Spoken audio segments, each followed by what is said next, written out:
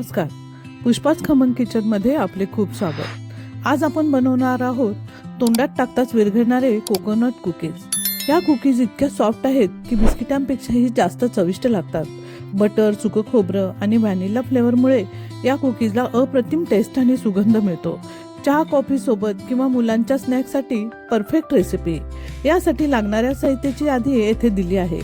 वितळलेलं butter 1 cup, साखर 1.5 cup, मैदा 1.5 cup, सुक्या खोबऱ्याचा किस 1.5 cup, vanilla essence 1 teaspoon, baking soda अर्धा टीस्पून, मीठ चिमूटभर, बदाम काजू तुकडे तुमच्या इच्छेनुसार, गरज वाटली तरच दूध। सर्वप्रथम मैदा बारीक चाळणीने चाळून घेऊया।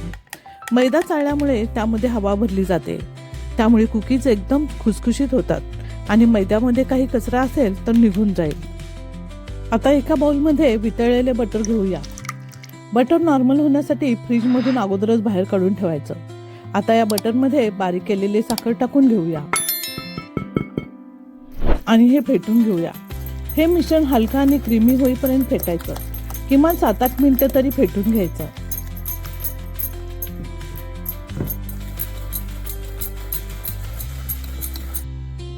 आता यामध्ये चाळून घेतलेला मैदा, सुकं खोबरं, बेकिंग सोडा आणि चिमूटभर मीठ आणि पाठोपाठ व्हॅनिला इसेन्स टाकून हे सर्व मिश्रण हलक्या हाताने एकजीव करायचं। बघा व्हिडिओमध्ये दाखवल्याप्रमाणे। या कुकीज खूपच खुसखुशीत होतात आणि बनवायला सोप्या, वेळ सुद्धा कमी लागतो। खोबऱ्याचा गोडसर फ्लेवर कुकीजला खास बनवतो। घरच्या घरी बेकरी सारखी चव मिळण्याचा आनंद या रेसिपीमध्ये आहे। कमी साहित्य आणि सोप्या पद्धतीमुळे नवशिक्यांसाठी सुद्धा ही योग्य रेसिपी की सुगंधी आणि खमंग अशी प्रत्येकाला आवडणारी ही कुकीज। आता बारीक कट करून ठेवलेले ड्रायफ्रूट यामध्ये टाकून घेऊया। या आणि अशा गोड रेसिपी पाहण्यासाठी पुष्पाच खमंग किचनला सबस्क्राईब करा।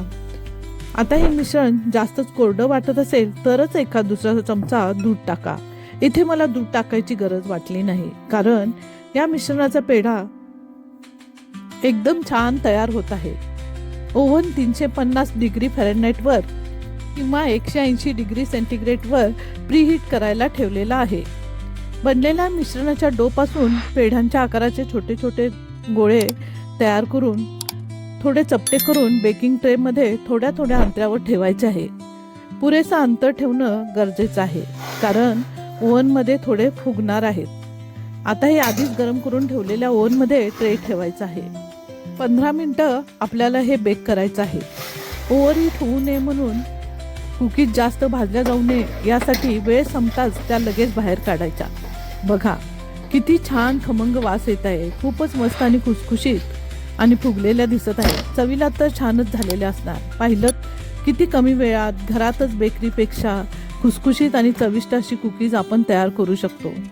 तयार आहेत खमंग, कुरकुरीत आणि melt in mouth coconut cookies. खाल्ल्यावर पुन्हा पुन्हा खाव्याशा वाटणाऱ्या या कुकीज नक्की करून बघा। एकदा बनवलं की ही रेसिपी कायमची फेवरेट होते।